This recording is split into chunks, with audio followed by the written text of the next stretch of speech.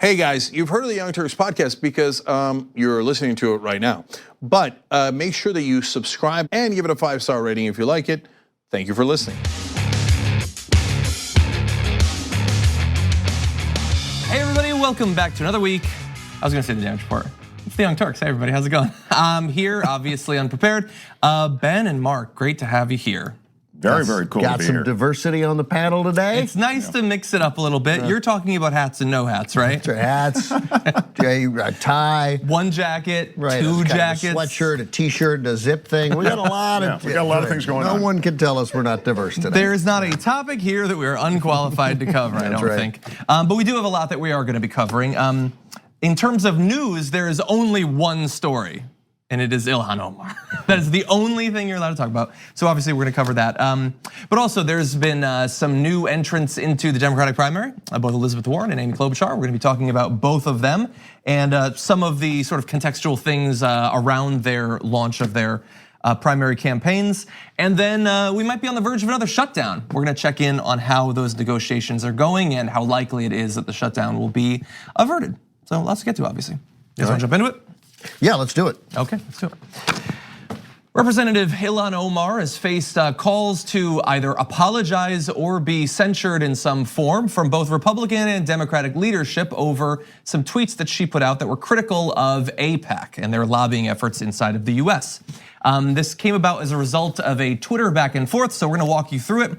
Initially, there was a tweet by Glenn Greenwald who said GOP leader Kevin McCarthy threatens punishment for Ilhan Omar and Rashida Tlaib over their criticisms of Israel. It's stunning how much time US political leaders spend defending a foreign nation, even if it means attacking free speech rights of Americans. That was, quote, retweeted by the new representative saying it's all about the Benjamin's baby with the musical notes, obviously referencing the great Puff Daddy there. And he's not an AIPAC though, Puff Daddy. No, not that I know of. That would be an ambitious crossover event that I don't think has happened yet. You're giving away her punchline, Mark. No, sorry. There you go. Now, there was calls to specify what she meant by that. It's all about the Benjamins, to which she responded, AIPAC. So far, not a lot being said there about what she wanted, and many people interpreted her initial comment about it being all about the Benjamins as a use of the anti-Semitic stereotype of Jews and money. That was what people implied or stated outright that was what she was talking about. Now, she is referencing a song. She is talking about the influence of money in politics. It's a topic that she comes back to quite often. But as a result of the tweets that you just saw, everyone from Kevin McCarthy to online pundits to eventually Nancy Pelosi asked for her to apologize over those comments. What did you guys think about this? Well, it's a very important story. There's no denying that. No, it's a giant waste of time. But her apology was very nice. I don't know that it was very necessary, but it is nice, and she is the big winner, I therefore think in this. It is possible that someone of her, I don't know really anything about her other than what I would think stereotypically about a Muslim woman who lives in Minnesota has been elected to Congress. So, but she's young enough that maybe she doesn't know some of those tropes. Seldom have we seen the use of the word trope in news articles as much as you're gonna see today. She also echoed a trope in another tweet some years ago, right? Was it years ago or was it 2012? I believe it was years ago. Where she talked about how Israel supporters hypnotized. Israel has hypnotized the world, and that was that echoed what the Nazis had said about the Jews, that they have sort of hypnotized you into thinking that they're not evil. Which is not a trope that I had been familiar with. No, nor I particularly, and you know your tropes. And I know my tropes, and I'm aware of the type of anti-Semitism. I've had very little of it, experienced very little of it. But she apologized then too. And this is a really nice apology that she had. Do you have her apology? Yes, here? I do. So why don't we read a portion of that? So this came a little bit later on in the day. She said the caption was listening and learning but standing strong, with the apology being anti-Semitism is real and I am grateful for Jewish allies and colleagues who are educating me on the painful history of anti-Semitic tropes. Ding. My intention is never to offend my constituents or Jewish Americans as a whole. We have to always be willing to step back and think through criticism, just as I expect people to hear me when others attack me for my identity. This is why I unequivocally apologize. At the same time, I reaffirm the problematic role of lobbyists in our politics, whether it be AIPAC or NRA or the fossil fuel industry. I think she's talking about the domestic one here. It's gone on too long, and we must be willing to address it. So it's a really nice apology. I find so it was a mistake to tweet all about the Benjamins again without sort of thinking. And it's important when you are criticizing Israel, given the history of anti-Semitism and the fact that it very much still exists, that you choose your language carefully. But obviously, a member of Congress gets to criticize Israel and gets to criticize American policy toward Israel and gets to criticize it aggressively. I would recommend that everyone, when criticizing Israel and the policies of Israel, criticize the Netanyahu government for destabilizing the region, for working against peace, for dehumanizing Palestinians in the area, and being a force for bad in the region, and undermining progress. I'll say that 10,000 times. And that no one in their right mind is ever gonna tell you is anti-Semitic. But I am also profoundly disappointed in not in the clearly some of her Jewish colleagues who reached out to her, it sounds like in good faith, and were like, hey, Ilhan, here's why this is probably not the right way to go. And she seems to have heard that message, which shows great growth and progress on her part. And just everybody else who just decided to sort of jump on and be like, I'm deeply offended. You aren't, that's horse crap. Nobody's deeply offended. Deeply offended by that? By the words AIPAC? By it's all about the Benjamins in a country where money in politics is so overwhelmingly pervasive? That deeply offended you? I'm deeply offended by your offense, by your taking offense. So, I question that offense. So there was a way to criticize her without piling on, and there are a lot of Democratic lawmakers who piled on, and I find their behavior rather embarrassing. Well, this is a political environment in which people are seeking the limelight every which way, and this was the limelight shining on this one issue for one instant, and they grab it in the news cycle. And you're right, Ben. They were piling on. Criticizing AIPAC should be right in there with criticizing the NRA. It really should be. I mean, I think she's right about that. It's a lobby. It represents the views of Israel. And I think Ben is right. The Netanyahu government suffers great criticism in Israel. Israelis, by huge numbers, don't like Netanyahu and the government. So it's not. Israel isn't a monolith, and Israel isn't always reflected by AIPAC lobbyists. So it's a much more nuanced issue. But as usual, we lose the nuance in, as Ben says, sort of a manufactured outrage that unfortunately takes over what is a legitimate concern, which is oftentimes these things are anti-Semitic efforts or efforts to express anti-Semitism in what are actually righteous causes. I don't think that's what she was doing here, but I'm saying there is history of it, and for that reason, everyone's on guard.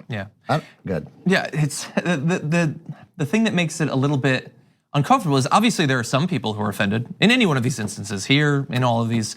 And then there's a lot of people who are feigning offense and a lot of people who are just piling on for political purposes. I think that is the vast majority in this case, certainly the politicians who are calling it out. I find deeply offensive to be, that's not what I'm referring to. I'm referring more to the people who, some of whom might be fans of Ilhan Omar, who are like, I support you, I support your message. Be more careful about the terms, sort of what you expressed. Sure, right, I got you. There's some people who are, that's the extent of that. And then there's a lot of just disingenuous people. There was, like Ben Shapiro attacked her initially. Then she apologized, he attacked her apology. This is a guy who previously tweeted that Arabs like to live in sewers, but he's very serious about being tolerant of the situation there. There is I mean, sometimes we have double standards in this country for a good reason, because there ought to be a double standard. The double standard, for example, that people some on the right love to try. What about whiteface? No one does whiteface. No one is offended by whiteface. It's not a thing. Might be a joke, right? A couple movies, right? So, but the double standard of it's okay to be Islamophobic, but it's not okay to be anti-Semitic is, I mean, it is, the Muslims in this country are hyper criticized. That is a incredibly soft way to put it, right? But in politics, you get away with being Islamophobic, it's no problem, right?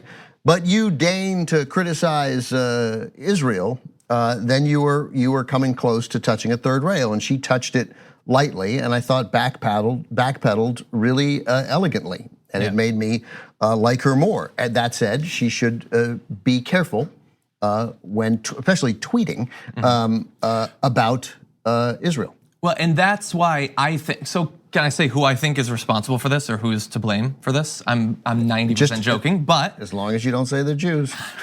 I'm gonna say that. You know who's, isn't that, you think that's what he meant? It sounded like it. You know who's second most stop right there, responsible? mister. No. Hold on a second, John. The person who's most responsible is Representative Alexandria Ocasio-Cortez. I actually believe that. Obviously having nothing to do with the content of this, but she is so deft in her use of social media and combining substance and fun and like an inroads for people who aren't naturally necessarily all that interested in politics, that a lot of other people are going to try to do that. Even people who are generally pretty good at it, like Ilhan Omar, and sometimes it's not quite gonna work. I don't know if that's consciously what was going on, but when you tweet a song lyric, right. Don't that's probably what's in the back of your mind. Right, you're probably trying, I got a little thing, it's all about the Benjamins, but so not. she shouldn't be apologizing. AOC should be apologizing. No, I'm joking. But That's actually a cool take, though. I mean, the culture has changed a little bit that way.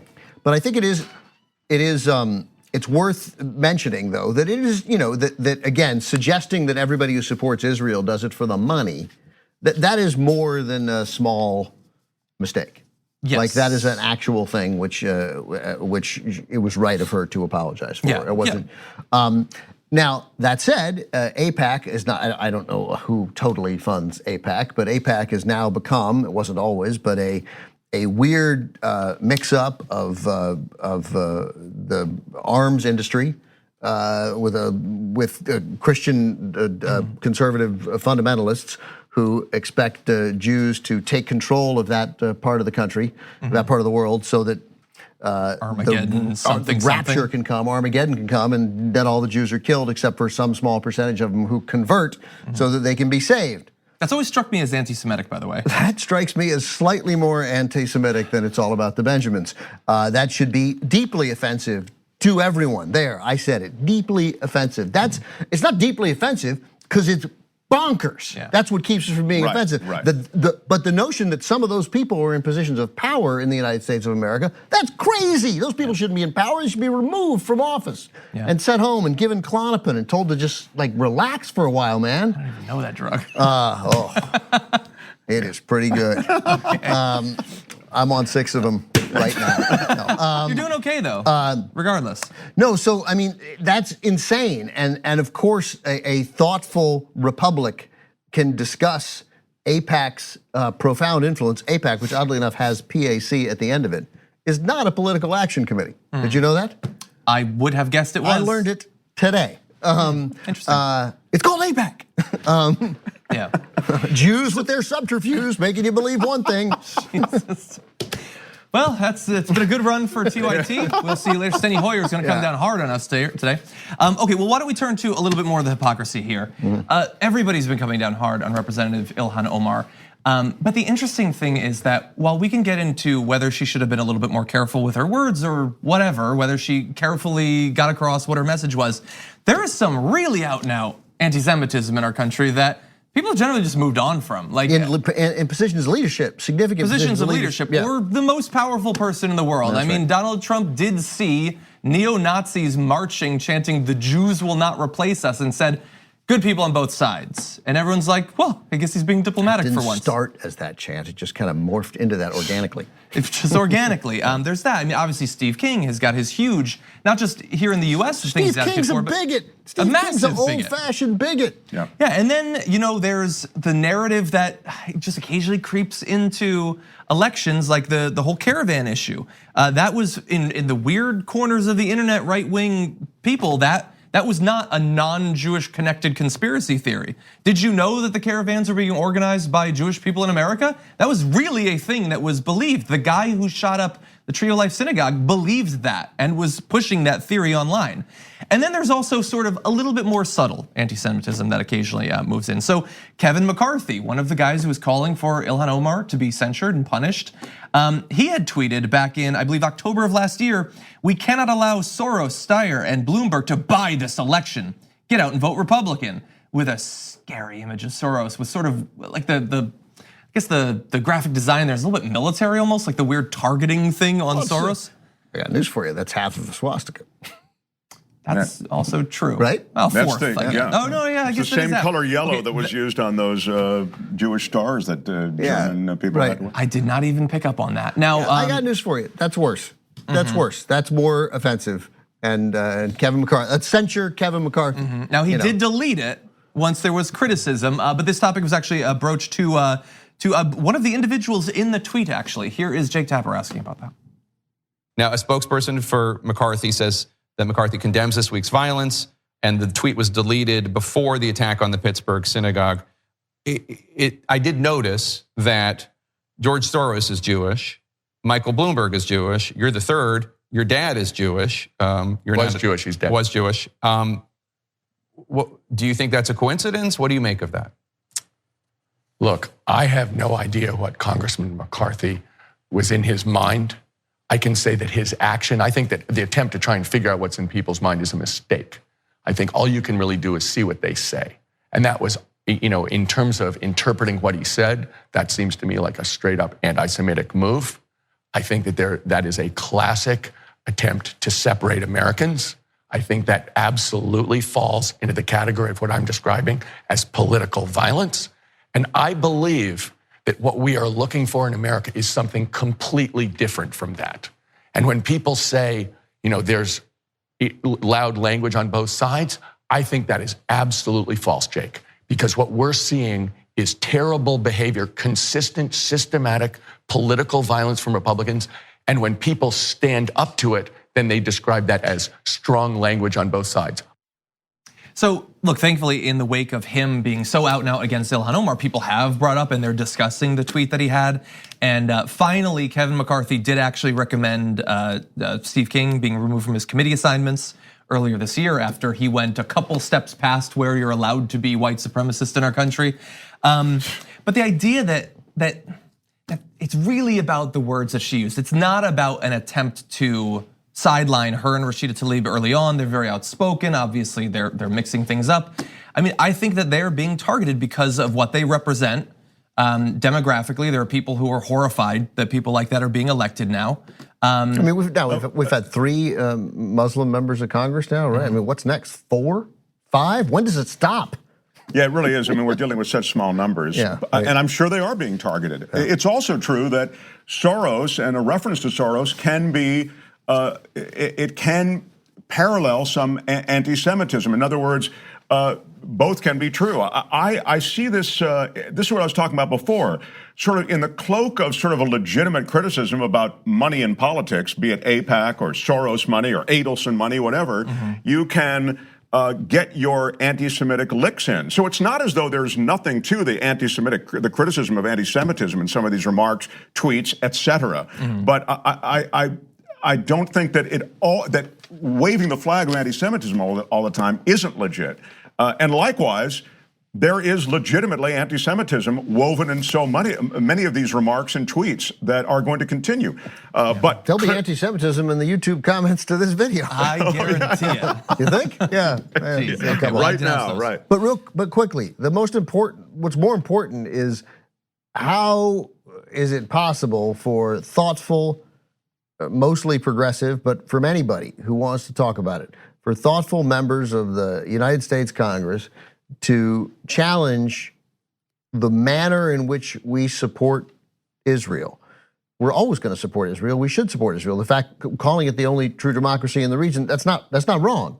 It's simple. It's overly simplistic, but it's also not totally wrong either.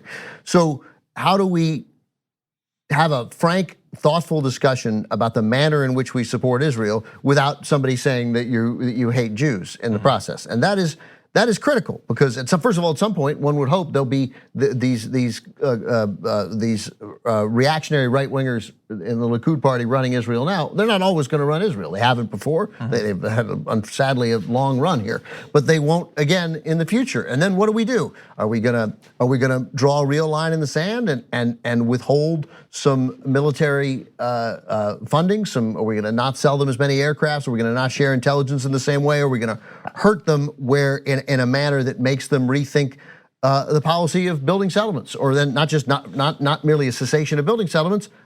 You got to take some of them down, and also stop calling them settlements. They're downs. Right. Well, that's part of a much bigger conversation about Israel that we can have. And unfortunately, the nuances and details of those discussions lost in the kind of rugby scrum of crap that we're dealing with today on this tweet. And perhaps not by coincidence. And again, what's disappointing to me is I expect Kevin McCarthy to get in the way of that. I do not expect, and I'll just name them because they're here, because the two Democrats gathering signatures, Josh Gottheimer and Elaine Luria from New Jersey and Virginia, who are gathering signatures asking other Democrats to confront Omar and Tlaib, reiterating our objection. Just like you're not helping, and in fact, you're hurting. And reaching out to her, even a tweet saying, "Hey man, this isn't cool, and if you want to come by my office, and I'll tell you why," which apparently some people did, and God bless those who did, and God bless her reaction. It was great. Yeah. Let's give an example of that. Actually, Chuck Schumer had tweeted, Representative Omar's use of an anti-Semitic stereotype was offensive and irresponsible. This kind of intolerance has no place in Congress or anywhere in American society. No one should invoke anti-Semitic tropes during policy disagreements. Yeah, you should evoke them. So she just, it's not even like she chose her words poorly. She might not have known. She was evoking or invoking. I think she evoked it. Yeah. Anti-Semitic tropes. That was her goal. That's what he is implying. He's playing to his room, which is, his constituency, I suppose, is the way he thinks it through. Yeah, I mean, we also have, by the way, so Steny Hoyer, who had criticized her after she apologized, he says that no additional punishment is warranted. I'm glad she apologized. It was appropriate for her to apologize. As you know, the leadership asked that she do so. What she said was clearly anti-Semitic, and she has apologized. So again, what they're coming out of this saying, there was no debate to be had. What she did was use anti-Semitism to push a point. Yeah, I mean, I just wish she'd stopped it. I'm glad she apologized. They can't. I mean, they are. That righteous indignation thing. Everybody's grabbing for that, right? Yeah. As Ben says, they can't just say, "Glad she apologized. Let's move on." there are many other issues confronting this country right now, like the government may close down in 9 hours. Exactly. AIPAC spent $3.5 million last cycle lobbying. Again, they're not a political action committee. The members, AIPAC members, can donate, obviously, but they themselves don't. But there is a strong desire, it would appear, as there are with every single powerful lobby that distributes money in the United States Congress. There just seems to be this eagerness not to offend those powerful lobbies, and I just wish more congressmen, no matter what that lobby is, whether it's as she said, whether it's fossil fuel, the NRA, that those members of Congress were just a lot more willing to offend those people. And I think that we're probably seeing the beginning of this. That's why we need to support people who are willing to open the bounds of conversation.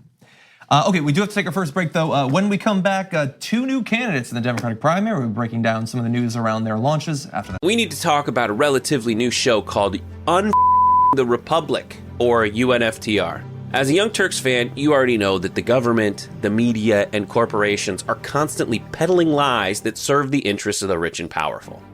But now there's a podcast dedicated to unraveling those lies, debunking the conventional wisdom. In each episode of the Republic, or UNFTR, the host delves into a different historical episode or topic that's generally misunderstood or purposely obfuscated by the so-called powers that be, featuring in-depth research, razor-sharp commentary, and just the right amount of vulgarity. The UNFTR podcast takes a sledgehammer to what you thought you knew about some of the nation's most sacred historical cows. But don't just take my word for it. The New York Times described UNFTR as consistently compelling and educational, aiming to challenge conventional wisdom and upend the historical narratives that were taught in school. For as the great philosopher Yoda once put it, "You must unlearn what you have learned." And that's true whether you're in Jedi training or you're uprooting and exposing all the propaganda and disinformation you've been fed over the course of your lifetime. So search for UNFTR in your podcast app today and get ready to get informed, angered, and entertained all at the same time.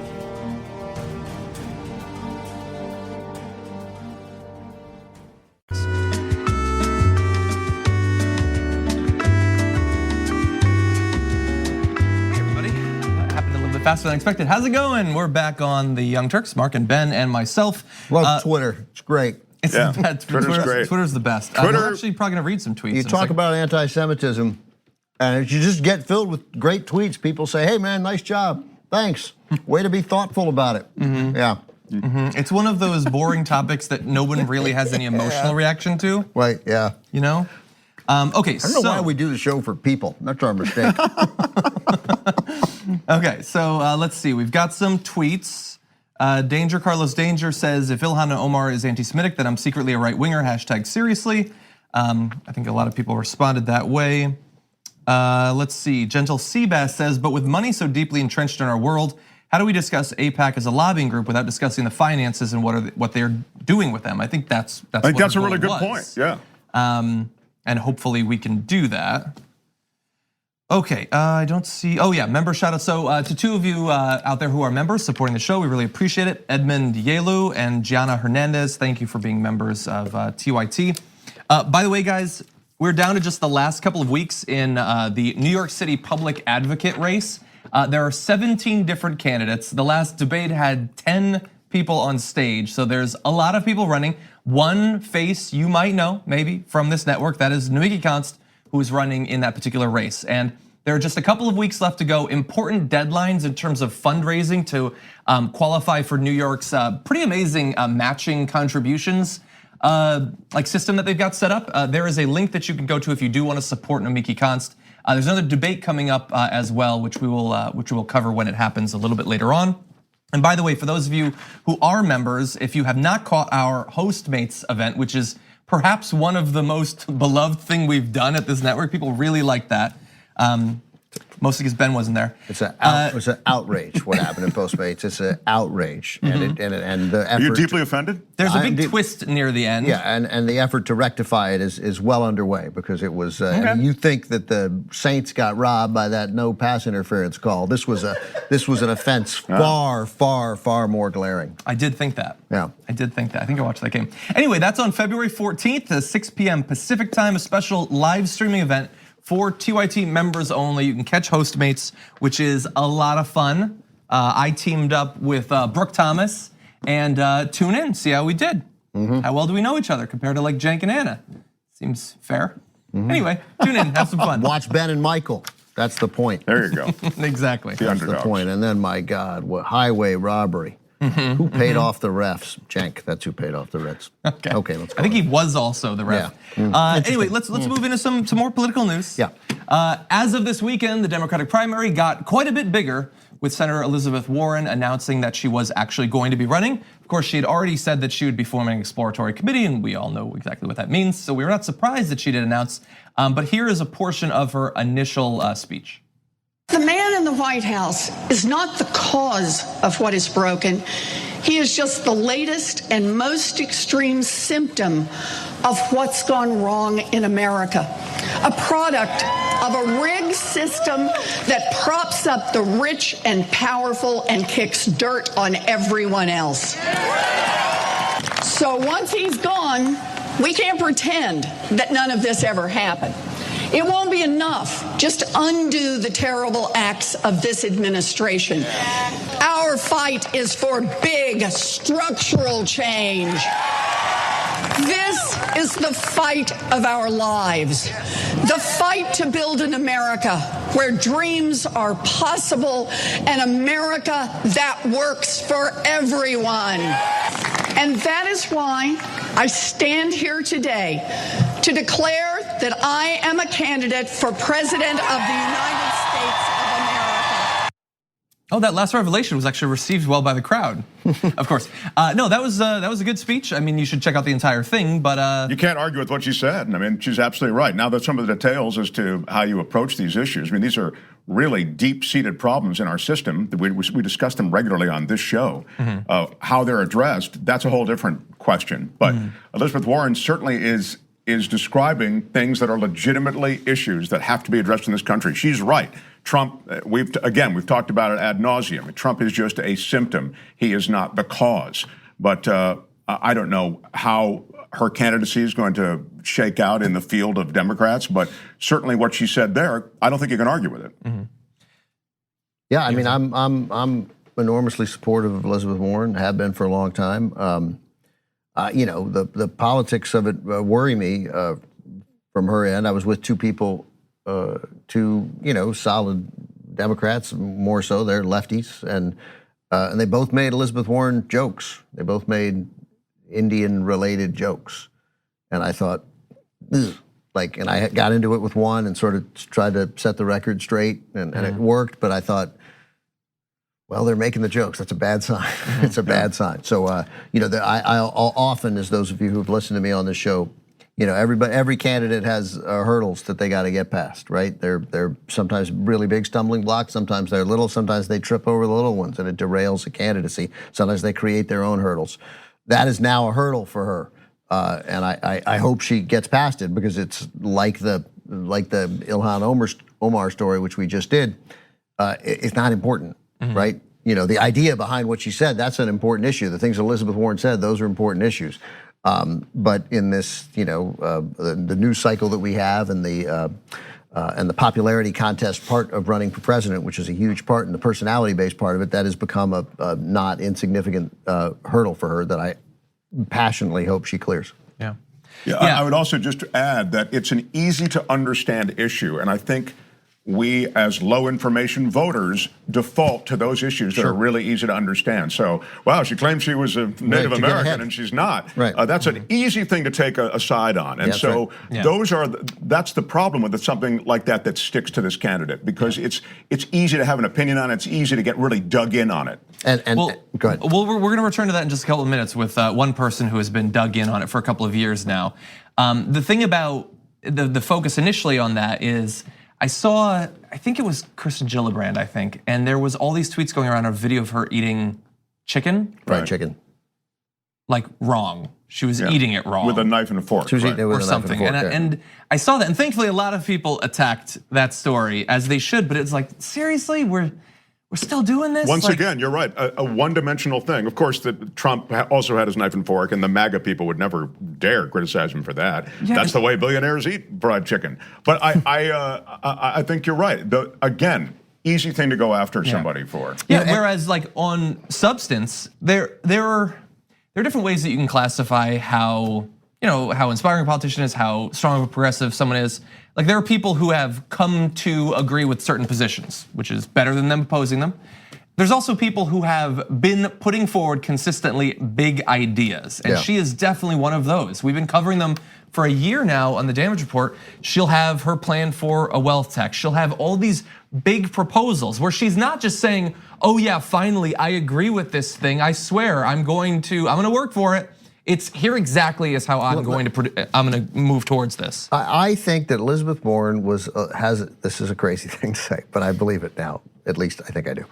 Elizabeth Warren was Alexandria Ocasio-Cortez before that was remotely cool, and she had none of the, and she's not a 28-year-old who's great at social media. So she was advocating for some of these big systemic changes in the frickin' wilderness, right? Where you mocked her. I was in 2 summers ago with a bunch of Republicans who were like, well, who thought, oh, well, anybody but Elizabeth Warren. She's insane, she's crazy, right?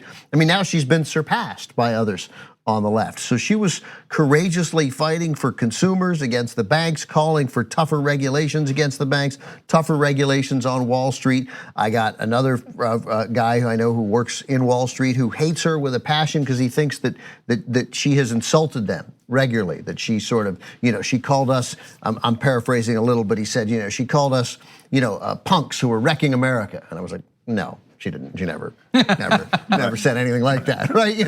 But he was so worked up because he was like, "Look, I work hard. I worked hard, busting my ass, and I love this country, and I want to help people." And she's telling me that I'm an ass, And I'm like, I don't think she's calling you an ass. I just think that if everyone were like you, it would be run great, right? But there are people who will bend the rules, and then that affects 100 million people because you bend the rules. Yeah. But it's exactly right that the legitimate policy changes that she's calling for, that Klobuchar is calling for, the legitimate advocacy she's done on behalf of consumers, the legitimate advocacy she's done to get Wall Street and banking reforms, that's lost in the Nonsense, right, in the one-dimensional issues about that aren't even true, that aren't even accurately told, except they're it's so easy to frame it, as you said. But she was fighting this fight when, that before it was cool, right? Yeah. She was a believer before it was cool, and that's why she did it without ever being cool.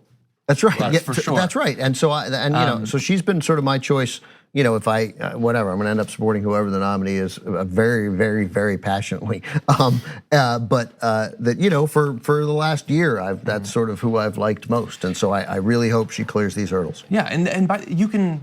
First of all, not everybody supports her. Obviously, I've been doing my own informal polling, but you can disagree with her on the substance. Like there are people who think that some of her recent quotes, for instance, about she's very much in the camp of the reform capitalism sort of side.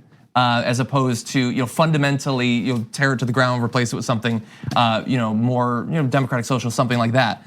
I think she would probably get to a lot of the same goals as some people who don't speak in the same way that she does. But that's a perfectly legitimate reason to contrast her against other progressives, for instance. There are, however, things where it's not legitimate. It's just shallow BS politics that we, as simple primate, people, will tend to do. And with that, why don't we turn to an example of that? All right. Donald Trump has an issue with Elizabeth Warren. It might have been drawn recently from the fact that she said that she wasn't sure by 2020 he would be president or even a free person, but he got worked up over her and he turned his racism up to 11, tweeting this. Today, Elizabeth Warren, sometimes referred to by me as Pocahontas, joined the race for president. Will she run as our first Native American presidential candidate? Or has she decided that after 32 years, this is not playing so well anymore? See you on the campaign trail, Liz. Capitalizing trail. And although I wish I could say that this is a shock, mocking the Trail of Tears, mocking the fact that our government, as a part of a very long multi-decades campaign to remove and exterminate Native peoples in America, killed over 15,000 people. And he thinks that's hilarious. I got her with that. Yeah, I am of two minds on this, and that many people suggested right away. I saw on Twitter that because the president is a fan of Andrew Jackson, that he has to know what the Trail of Tears are. And I'm in that camp. Right. Well, I read that instantly and thought, I don't think he knows what the Trail of Tears are. I really don't. I think he knows maybe that there is a thing called the Trail of Tears, right. But there's no way he's ever read about it. Unless someone just told him about it. He knows it's a thing, but he has no idea what the context is. He just thinks. So he might think it was a positive thing? I think he might think it's a Native American thing. Okay. Right? Like he thinks it's the iron-eyed Cody, who was not a Native American, by the way, crying at the trash. Like he's like that deer. I mean, he's so dumb and so out of it that it's just an irrelevant conversation because I'm certainly, yeah. So look, you obviously don't support the president, so you implying that he's ignorant of history is a little bit biased. Let's turn to a supporter of him like Brit Hume, who says, yes, because Trump is noted for his knowledge of 19th century American history vis-a-vis the Native population. Geez. Oh wait, that's the same actually. Yes. That's Brit Hume saying he's too stupid to be Yeah, well, mocking in the this Trail of rare Tears. case, I agree with Brit Hume, except again, obviously he meant to emphasize trail. Right, so you can't. I mean, it's capitalized, right? His cap lock key didn't get stuck, right?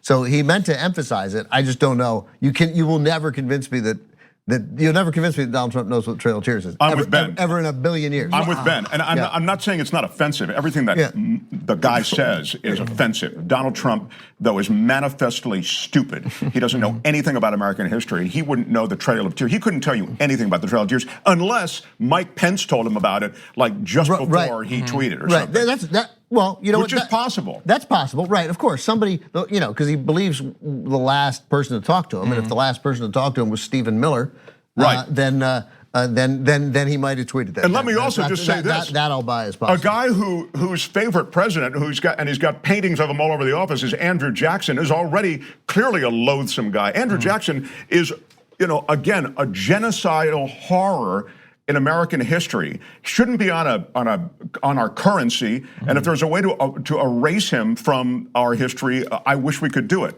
The idea that he's Donald Trump's favorite president is despicable, but still, I don't think Trump really knows the details, the X's and O's. I just disagree. I think, first of all, I think that while obviously he was not a person who was thrilled to be in school back in the day, that was one of the, there's 3 things you learn about Native American history, and that's one of them. It's not told in all of its context. You don't learn nearly as much about it. It's still told from the point of view of the government that was conducting it, but you do learn what it is in school. And also, we know that Steve Bannon did drill into him all of these great things from Andrew Jackson, said that he could be the next Andrew Jackson. I mean, he's got the bust up, he visited his tomb, he tweets about him. What's drilled into Donald Trump is that Andrew Jackson settled the West. And that sounds like a really cool thing. Oh, he settled the West. They gloss over the fact that he was a genocidal murderer. I mean, I guess that's redundant, genocidal murderer. But that, I mean, really, I think they gloss over the Native American history. Interesting. Anyway, okay. we can argue Big who knows. But if I knew how to conduct a poll, I would call for one right now. I don't actually know how to do it. You know, we'll never know what's in his heart, except we know his heart is black and that he has been a racist for 35 years. So you want to say that he knew and that this was a direct reference of sort of mocking the Trail of Tears? I'm really not going to sit here and argue it. I just don't want us to forget how profoundly ignorant he is and the fact that he has never in his adult life read a book. Yeah, I sign on to that. And the one last thing I want to say on this, on Elizabeth Warren is, look, obviously, if you're a member of any of those communities and you don't like what she had done, for one or another reasons, people, the narrative of exactly what she was doing at the time, people disagree on it. Exactly how deceitful she was being, or was she just misled by her family, or whatever. If you're a part of the community, you can be bothered by that, you totally can.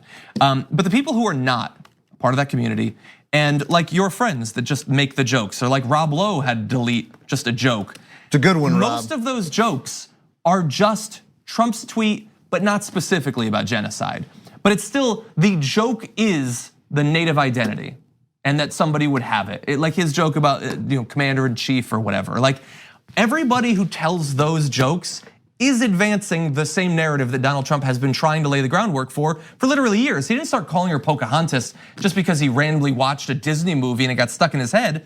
He wants you to think she's a joke, that she's irrelevant, that someone who's out there fighting and advocating for workers' rights every day, kind of ridiculous, kind of a loon. Don't listen to her proposal for a wealth tax or anything like that. You know, the fact that she launched her campaign, I believe at the site of the largest strike in American history, ignore all of that stuff. She's a Looney Tune, you don't have to pay attention to her. That is his goal, and question, in the way that you talk about Elizabeth Warren, are you helping to advance that goal for him? That's a great point. It's all to diminish her, and it doesn't really matter how you diminish her. I think that's precisely right. And regrettably, a lot of this stuff does stick. He is an effective messenger. I don't understand why, but again, in easy to understand, crazy man English, he's able to catch the spotlight such that we don't see a lot of what you're talking about, the legitimate aspects to her campaign. It seems crazy to suggest otherwise because he was elected president of the United States, but he's such a buffoon, and he seems like, I think we've established that he's on some level a criminal. And a narcissist and a strong man, but he has political skill, and it's just not kind of political skill we were in any way used to. Yeah, or would like to see necessarily. Can I tell a quick joke? Of course. I really hope it's not about. Well, because so Elizabeth Warren. No, but I was reminded because I said Donald Trump's never read a book, and I'm certainly not the first to suggest that. But another guy who said some terrible things about Native Americans was John Wayne. In a Playboy interview in 1971, he said some pretty awful stuff. But he basically said, I'm paraphrasing, that taking the land from Native Americans was justifiable because they were selfishly trying to keep it to themselves. That's almost exactly what he said. It's a great. So anyway, but we love John Wayne. So the director John Ford, who directed John Wayne in so many movies, Peter Bogdanovich wanted to get John Wayne a book for his birthday, and John Ford, at that point, who Bogdanovich had befriended, was in bed, sort of sick, watching TV, and he was near death. And Bogdanovich went to see him, and he said, "Hey, the Duke's birthday's coming up. I want to get him a book. What do you think?" And Ford goes, "Huh?" And Bogdanovich gets a little closer. He goes, "Duke's birthday's coming up, and I want to get him a book. What do you think?" And Ford goes, "Huh?" Bogdanovich's like, "All right, this is super awkward." He gets a little closer. "The Duke's birthday is coming up, and I want to get him a book. What do you? Huh?" He starts yelling in his ear, "The Duke's birthday's coming up. I want to get him a book. What do you think?" And Ford goes, "He already has a book." Now I want to know what book it was. Oh well. Okay, we're gonna take a short break. We come back. More jokes about John Wayne. At TYT, we frequently talk about all the ways that big tech companies are taking control of our online lives, constantly monitoring us and storing and selling our data. But that doesn't mean we have to let them. It's possible to stay anonymous online and hide your data from the prying eyes of big tech. And one of the best ways is with ExpressVPN. ExpressVPN hides your IP address, making your active ID more difficult to trace and sell to advertisers. ExpressVPN also encrypts 100% of your network data to protect you from eavesdroppers and cyber criminals. And it's also easy to install. A single mouse click protects all your devices. But listen, guys, this is important. ExpressVPN is rated #1 by CNET and Wired magazine. So take back control of your life online and secure your data with a top VPN solution available, ExpressVPN. And if you go to expressvpn.com/TYT, you can get 3 extra months for free with this exclusive link just for TYT fans. That's expressvpn.com/TYT. Check it out today.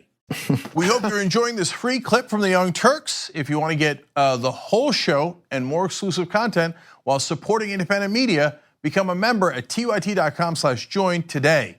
In the meantime, enjoy this free segment.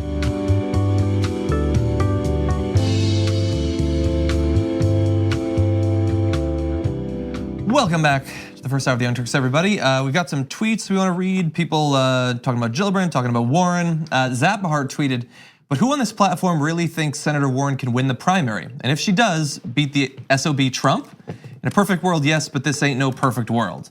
I think she has a perfectly fine chance of winning the primary. She's obviously she's good at communicating her values, the policies she's in favor of. She comes up with great ideas. I don't know that I would bet that she's going to win, but she certainly could win. I can't help it. I'm gonna try really hard not to answer these questions. I already did it before because I just fall into punditry, I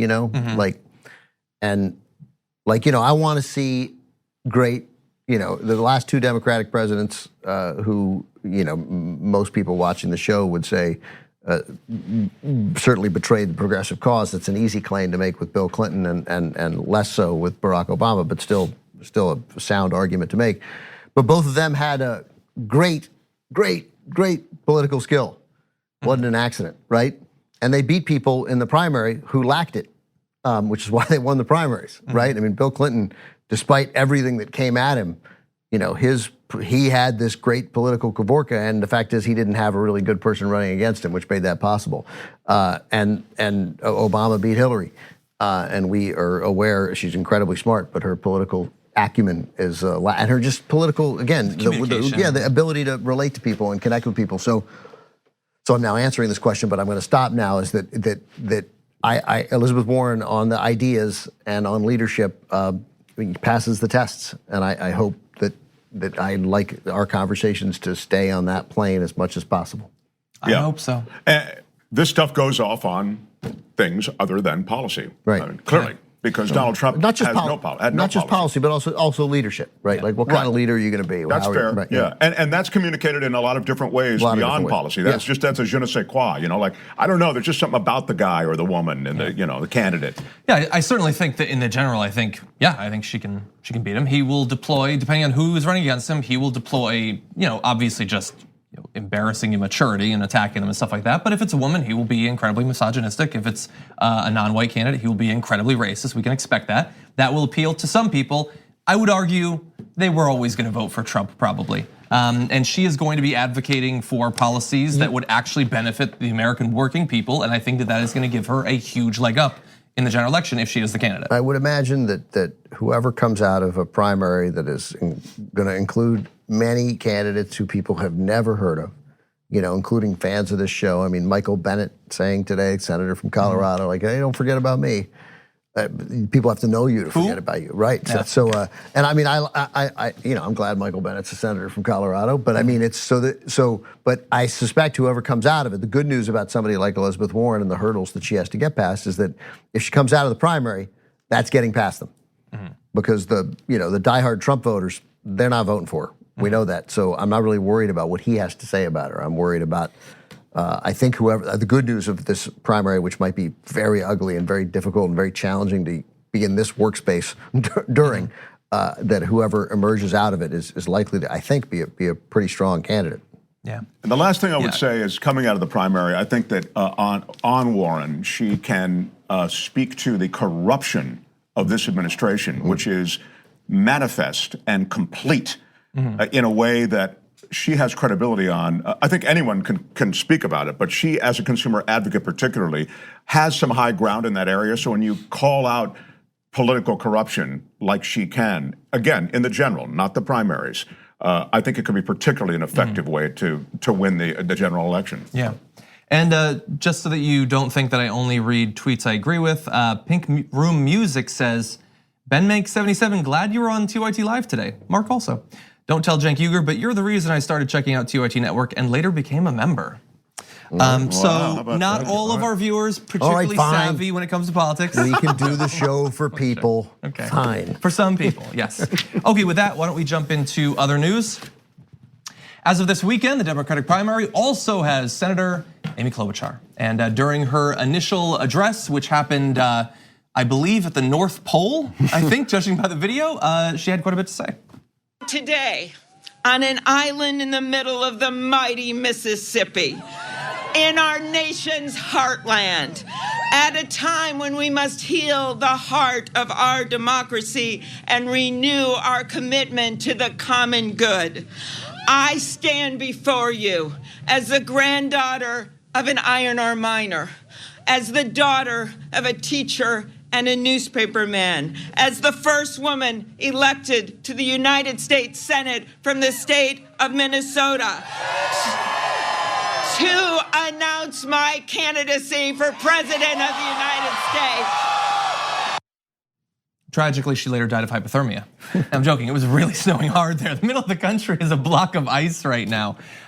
So she is running. What do you guys think? I think that at this point, the more the better.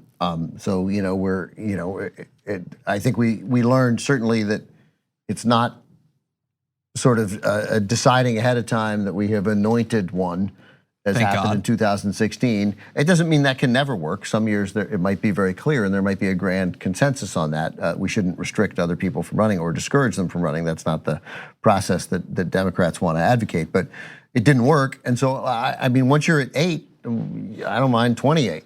It makes the debates a little bit more complicated.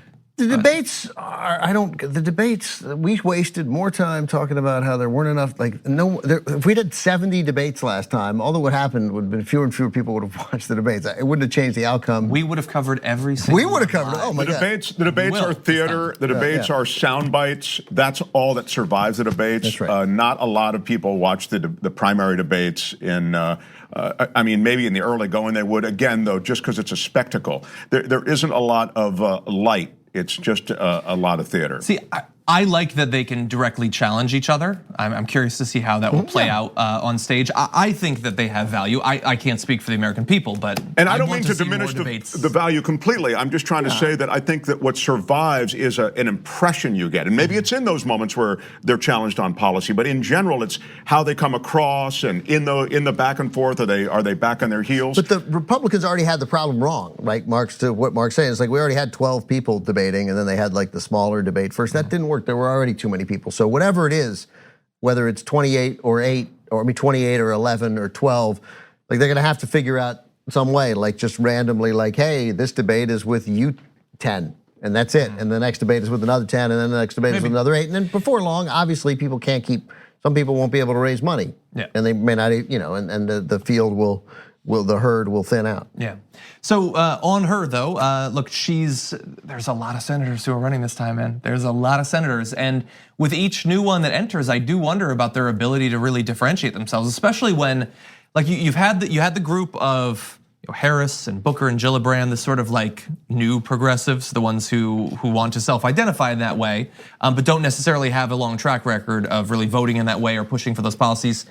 And then you have Klobuchar, who, I mean, I would say in terms of her votes is probably not gonna be that dissimilar, and isn't even making claims that she is progressive. It seems like maybe she's trying to fill the spot that like a Joe Biden would otherwise have. I think that's. I'm honestly not sure. I was right. She sort of is. She's already touted some of her bipartisan work. And since there hasn't really been any meaningful bipartisan work in this country since like 1994, I don't know quite what she means. That's been so great. Yeah. The thing is, though, like I tweeted this earlier. Like thankfully, we are actually having substantive debates inside of the party on a number of different topics. Big debates about the future of healthcare in America, dealing with climate change, taxation, questioning some of the things that have long needed to be questioned. And I can tell you where people who've actually made plans, like I can describe AOC and the Green New Deal. I know what she believes. And even those who are not pushing their own plans, like Booker would have you believe that he supports Medicare for all. You can believe it or not, but that's what he says. On Klobuchar, I don't even know what her stance on many of these. The biggest conversations being debated right now, she's just been sort of standing in the background, while at the same time also being one of the 2 senators who swore up and down right before the midterm elections that they would finish out their term and they weren't pursuing anything else and then immediately turn around and do it. So I think that some of these are gonna be big problems in a field that is already crowded and already has candidates to appeal to a fairly wide range of political ideologies. I think you're jumping the gun on that. Like you'll find out where she stands on stuff by accident. The whole issue. I don't want to have to find out by accident. No, I don't mean by accident. I mean it'll just it'll come out. It'll come up over the transom. Like it's going to fill the space. And it doesn't matter because it really ultimately, as it did with Hillary, doesn't come down to where she says she stands. It comes down to whether you believe that's where they stand. Always, especially with voters who are this dialed in, right? I mean, it doesn't matter whether you say, it's nice to say I support Medicare for all, and then even if you hedge because you feel like you might lose a core group of what was your constituency, like we as people here react when anyone sort of hesitates on turns Medicare for all into a Medicare expansion and health coverage for as many people as possible, right? Which would have been great 10 years ago, right? Now seems like, they're backing off. I would say that doesn't mean they're not gonna do Medicare for all. That means that there's a core constituency that they have that they're not willing to lose right now on Medicare for all. That's the attractiveness without question of Bernie Sanders, right? That he's not doing that. Well, he said it, and I think we can all safely say he's not backing off it. Yeah, that's right? what I mean. Right. It's the authenticity. But as much as you doubt someone who, suppose you, let's just take Cory Booker, and I know a lot of progressives don't believe him, right? And I would say, I don't know, you're at some point is gonna have to be a leap of faith. And somebody who says they're for Medicare for all may not advocate for it, and someone who is backed off of it, depending on the circumstances when they get into office, they may well advocate for it. Like these are just things they say. They are all trying to get elected. Our job is not, what they say is important, but we have to get a sense for who they are. And that's why you go through their history to learn, again, what did they care about? What mattered to them when they had what job? And then you look at little times when, hey, they didn't have to advocate for X, but they did. That's telling. That might reveal more than another thing, another item on their list of beliefs. I think Ben's making a very important point, which is that you won't learn everything through this process, regardless of learning what we do from these 30 Democrats or however many end up actually in the race. I bought myself out of my bet with Cenk. I had over 30. I guess I would have won 30. I bet there would be 30 Democrats running for president. Really? And then I think I bet $50, and he said, "Do you want $15 to get out of the bet?" And I was like, "Yeah," and I just gave him $15, and that was maybe 30. There are more every hour, but the point is, you do have to make a determination as to what they'll fight for, how they might succumb to political pressure, how they might succumb to lobbying pressure. All of these things do matter, and there is just a sense you get, I think, from the process. It's not always addressed specifically, so sometimes it's hard to know. You can also look into how they funded their campaigns. Sure, and very thankfully much for so. many of these, we do have a lot of data. Actually, a reporter from the Center for Public Integrity is going to be joining me on the Damage Report tomorrow to break down Amy Klobuchar's funding. We've already done this for Gillibrand and Booker. That show's still on? Yeah, every once in a while. Yeah. Yeah, that's a great show, and it's how I start my day. Thank you, thank you. I doubt that's true, but thank you. And by the way, one other note, we'll expand on this in the future, but many of the same criticisms of Kamala Harris in terms of her past as a prosecutor also apply to Amy Klobuchar. So that's another thing potentially weighing her down. Oh, the purity tests for any of these candidates, I think, are going to be tough to pass. I mean, everybody's got their thing, you know. Everybody's got their big pharma thing with Cory Booker or the right. Those are, but that's what I thought. That's the thing. That's why I like. I mean, I hope it helps other people. Like that's a hurdle. Like that's a hurdle Kamala Harris has to get past. It would have been, to me, it's going to be easier for her just really quickly to get past that because she was a prosecutor. Like if you'd supported it and weren't a prosecutor, it would concern me more. Yeah. Why don't we cover one more topic? Everybody in there, I'm going to pull a little audible if we can move ahead to the border, just because I think it's pretty important. I want to make sure that we get to it at least briefly. With just days left to avert another government shutdown in 2019, talks are apparently going about as smoothly as you'd expect. They've ground to a halt as of today at least, and it has to do with how many beds will be allocated for detaining migrants with particular criminal backgrounds, and the Dems having one stand, the Republicans having another. Donald Trump spinning weird theories about what's actually going on in those negotiations. He said the border committee Democrats are behaving all of a sudden irrationally. Not only are they unwilling to give dollars for the obviously needed wall, they overrode recommendations of Border Patrol experts, but they don't even want to take murderers into custody. What's going on? Oh my God. So, I think that's mooderers. Mooderers, these are very moody people, but understandably so. They've traveled in some cases hundreds of thousands of miles. So note there that he is pretending that he didn't just lose the last fight over whether we needed the wall or not. That's what we went through this entire disastrous shutdown for. But it might actually happen. It's not just Donald Trump who believes that. Mick Mulvaney expressed similar concerns. So is it fair to say whatever Congress hands him, he'll sign? He just may not be enthusiastic about it. No, I don't think so. You're not ready to go there. No, you can't we cannot definitively rule out a government shutdown at the end of this week. You absolutely cannot. You asked me a question. Is a shutdown entirely off the table? The answer is no. Okay, so, and we are again dealing with an incredibly irrational person. Donald Trump tweeted, "The Democrats do not want us to detain or send back criminal aliens. This is a brand new demand." Crazy. So that would presumably include murderers. He is saying to the people, they're gonna get a person, they're gonna know that this person is a criminal, and they're just gonna be like, good, have fun. There's a Hardee's over there. That is of course not true. There is an actual debate going on between Republicans and Democrats on a related issue, but he is not going to honestly portray that. So Democrats want to cap the number of detention beds for immigrants picked up by ICE in other parts of the country away from the border at 16,000, down from 38,000 now. Republicans have pushed to exclude a number of immigrants convicted of a range of crimes from that cap. So yes, there would be a cap, but many people would not actually count towards it. Democrats say that the White House's insistence on excluding people charged or convicted of crimes, even nonviolent drug offenses, would give the White House almost limitless power to detain people and make existing rules irrelevant, which is of course the reason for that they're pushing for it in the first place. Thousands of parents will never see their children again. That's what we believe, thousands. These people, Mick Mulvaney has subverted justice and Donald Trump and none of these guys have an ounce of credibility on this issue. They took families and they took children from their families and they don't know where they are.